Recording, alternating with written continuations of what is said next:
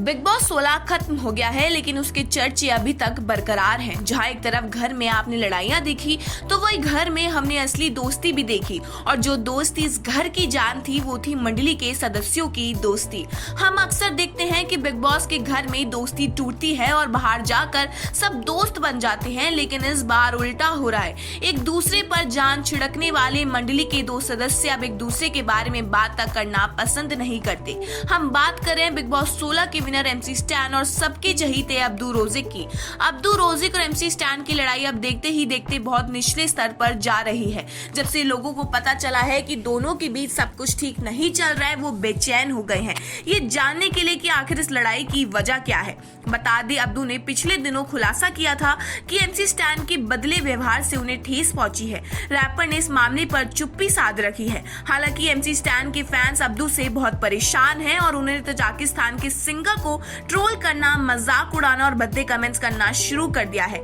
ये सब अब्दू और उनकी टीम को अच्छा नहीं लगा और उन्होंने अब्दू का मजाक उड़ाने वाले लोगों की निंदा करते हुए एक स्टेटमेंट जारी किया है और उनके बीच लड़ाई की पूरी वजह का खुलासा भी किया है।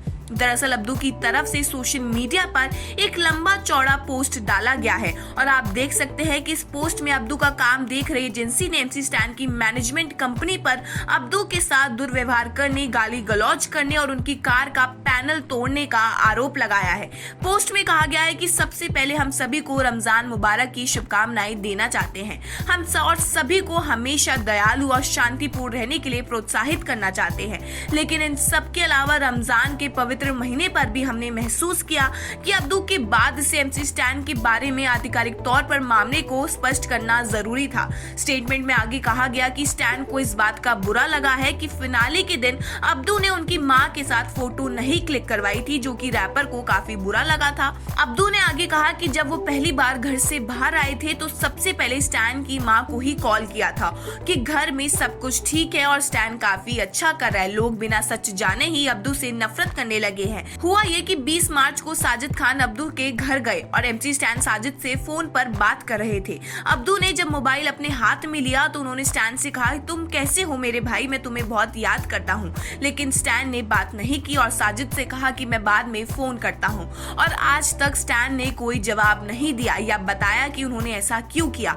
स्टेटमेंट में आगे कहा गया कि कैसे स्टैन के बेंगलुरु शो के दौरान उनके मैनेजमेंट ने अब्दू के साथ बुरा बर्ताव किया। 11 मार्च को अब्दू और स्टैन दोनों बेंगलुरु में थे। अब्दू ने स्टैन के ऑर्गेनाइजर से बात की और कहा कि वो शो में आना चाहते हैं।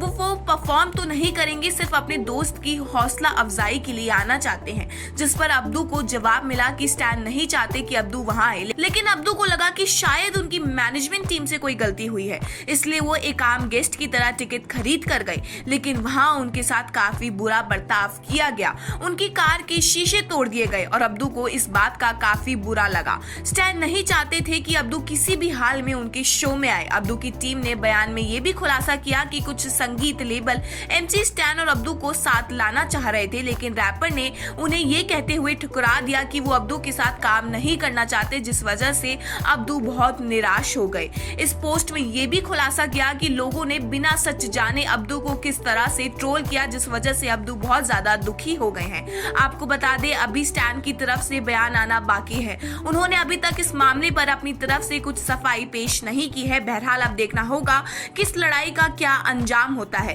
क्या मंडली के बाकी सदस्य दोनों के बीच फिर से दोस्ती करवा पाएंगे या ये दुश्मनी का असर मंडली के सभी सदस्यों पर पड़ता हुआ दिखाई देगा। आपका इस पूरी खबर पर क्या कहना है, हमें कमेंट सेक्शन में अपनी राय जरूर दें।